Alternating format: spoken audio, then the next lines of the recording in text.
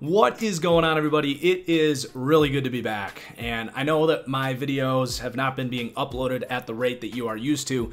This is because I've been working on my draft board. I've been going to coffee shops, watching film, filling out my evaluations. You know, as much as I'd love to just come out here and spit nonsense, I really do want to bring you guys educated opinions and opinions that I've spent a lot of time thinking about and watching film to break down. So that's where I've been. Definitely can expect an uptick in content in the coming weeks.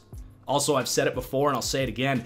If you enjoy my draft content, you can get the full TFG Draft Insider package on my Patreon. That's patreon.com/ThatFranchiseGuy. You can get access to that draft board I was just talking about with profiles on over, I think it's going to be 600 players this year. So when your team drafts a guy, you can go right there and say, okay, this is what TFG thinks about this guy, see what kind of scheme fit he is, all that stuff.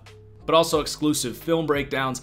I've got 7-round team-specific mock drafts on the way. So lots of good stuff there on Patreon. Definitely go check that out. Also, guys, my podcast, the Fully Inflated Football Podcast, I am going to start doing position-specific podcast episodes. So not just the top 10 players, going deeper into the players that you're going to hear in videos like this, but going beyond that, 20, 25 players, really going through all of those players. So if you aren't a patron, that's really the only place that you can get that information from me, how I feel about those prospects outside of the top 10.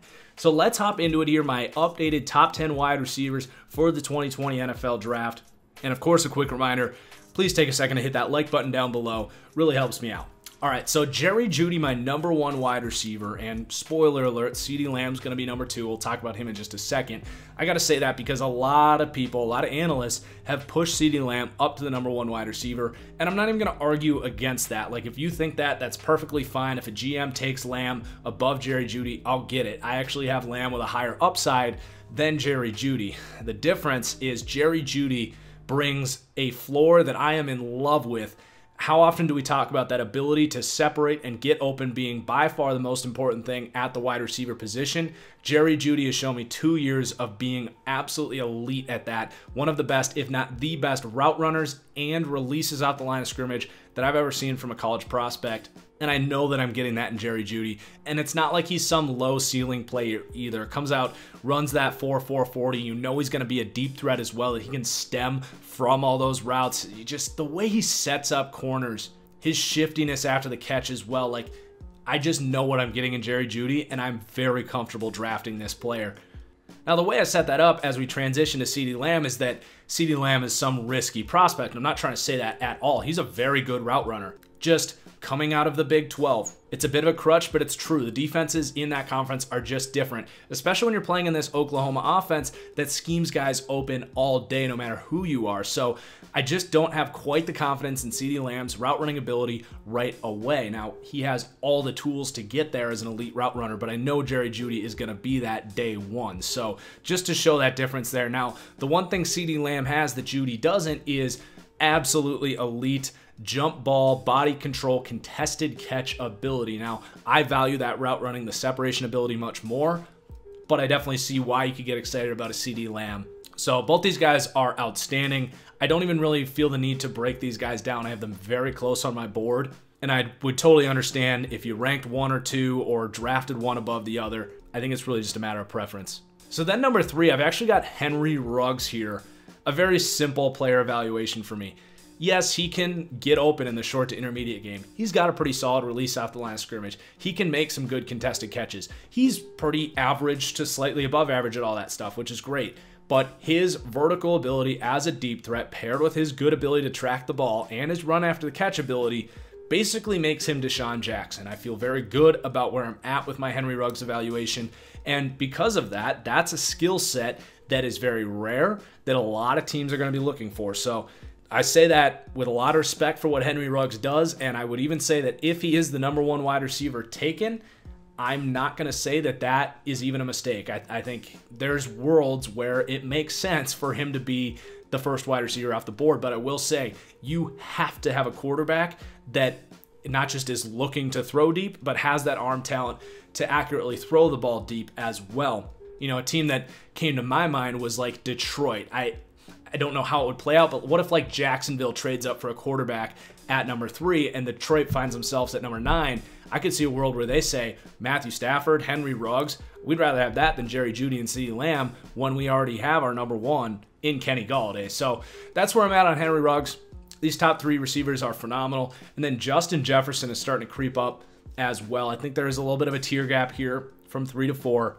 But Jefferson climbing up to number 4. And we're going to have to spend a little bit of time here on Jefferson because a lot of changes based on what happened in Indianapolis for the Combine. So at LSU, Justin Jefferson was listed at 6'3", like 194. So that's a lengthy, thinner slot wide receiver. Keep in mind, he only played 7 snaps at LSU, not in the slot. So he was a pure slot wide receiver and was supposedly this lengthy, skinny guy. And looking into the NFL, that skinny, kind of lengthy slot wide receiver, like who is that? Jordan Matthews, Dante Pettis. There's not a lot of examples of guys that don't have that strength and physicality in the slot turning into really good players. You know, if you're going to be that quote-unquote bigger slot, I'm looking at guys like Tyler Boyd, Michael Thomas, who are north of 200 pounds and can absorb contact and come down with those contested catches, as well as being a very physical run blocker and have that strength advantage on smaller slot corners and even match some linebackers sometimes.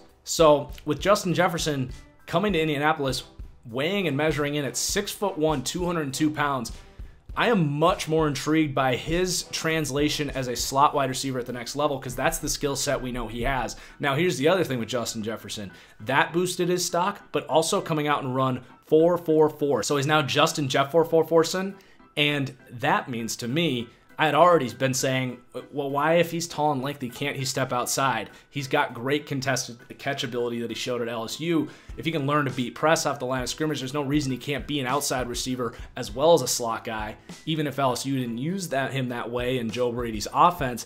And with that speed, if he can develop a release, he can absolutely be a deep threat and an outside wide receiver as well. So his versatility, where you can line him up, just his availability to play right away in the slot. I'm starting to fall in love with Justin Jefferson.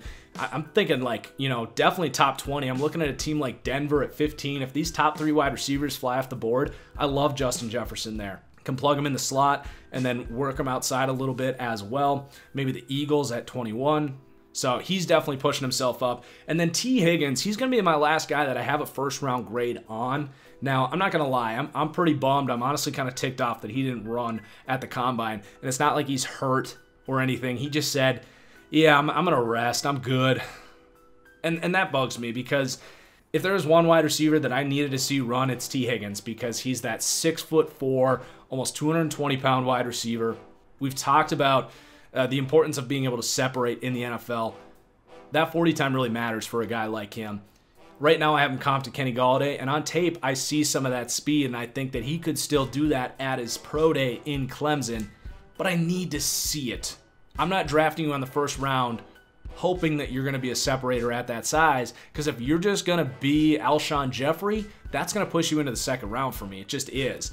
There's obviously value in being that good contested catch guy, and that's why I do still have a first round grade on him. You know, I think it's important that when the play breaks down and, you know, maybe that pass rush gets in there on 3rd and 8 in a critical part in the game and no one's open, you got to have that guy that you can go to.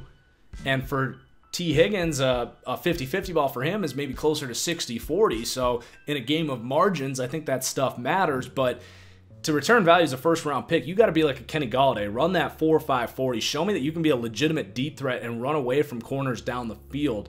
I think he can do it. I'm not certain. Seeing that 40 time would really help. And if he comes out and runs sub 4.5, he could even push himself ahead of Justin Jefferson.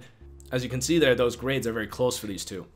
So now we're going to get into the day 2 prospects, and my number 6 guy, really going to surprise some people. I talked about him on my podcast, and that's Devin Duvernay. I was so mad at myself because I actually had him on my 2021 board until about 4 hours before the receivers ran at the Combine.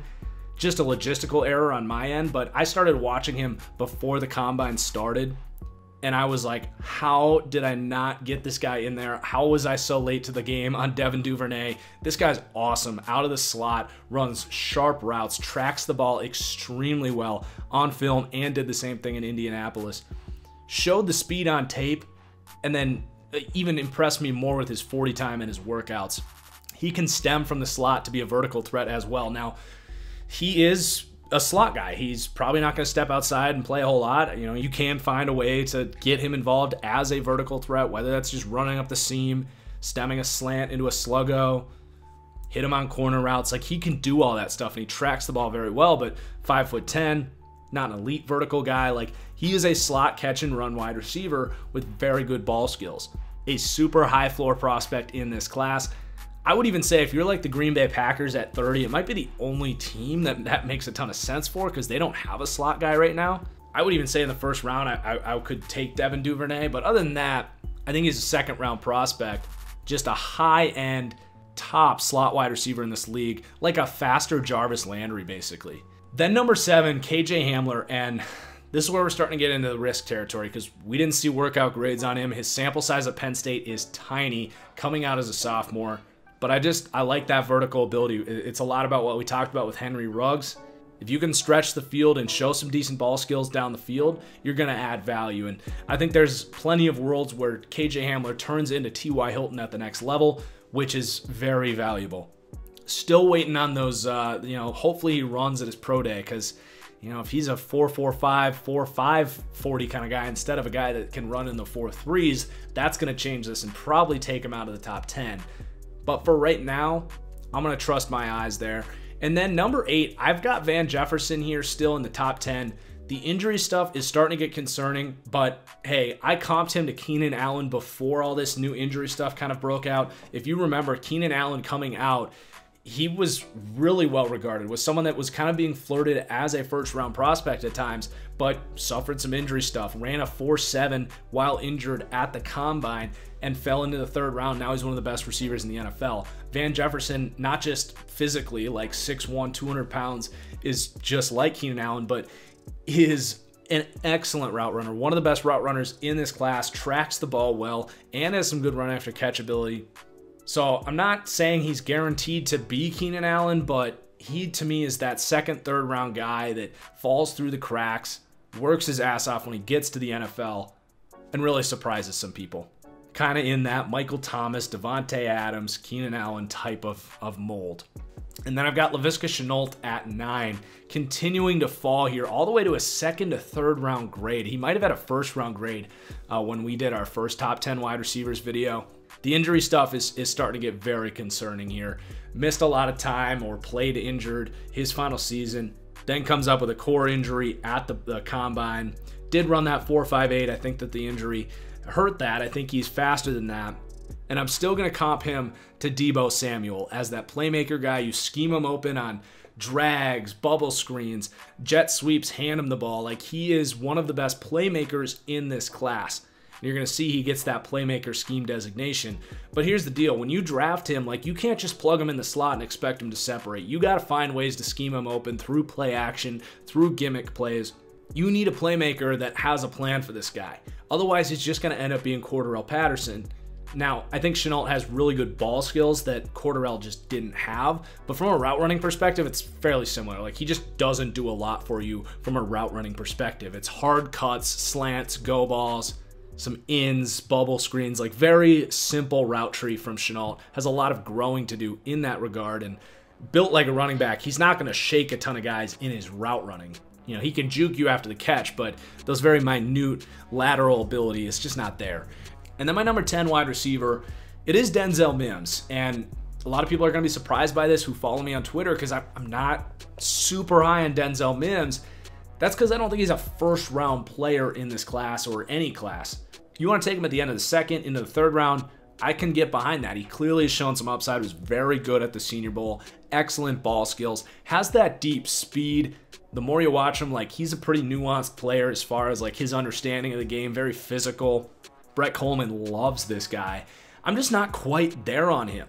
I know he had the 6.66 3-cone, which is really good to show his kind of agility work, but the 4.43 shuttle, I think, is where his film matches some lack of acceleration to me. To me, seemed like a really slow starter. A lot of his releases just weren't that good because corners could run with him for 5 yards or so. Now, eventually he'll pull away, as shown in that 40 time. But I just have some concerns about his ability to get off the line of scrimmage quickly and get open fast. But other than that, like, he's a very solid player, very solid prospect. cracking the top 10 for me in this class is definitely speaking very highly of a guy. I'm just not as high as a lot of the people out there in the draft community are right now, and I think you're pretty crazy if you take this guy in the first round. I just don't think he's there on a route running and ability to separate level. And he had a lot of drops too. So that's it. That's the updated top 10 wide receivers list. Please consider what I said about Patreon and my podcast earlier on. Please do hit that like button. Drop in the comments below who your top 10 wide receivers are. Cheers as always, and we'll see you for the next one. Peace.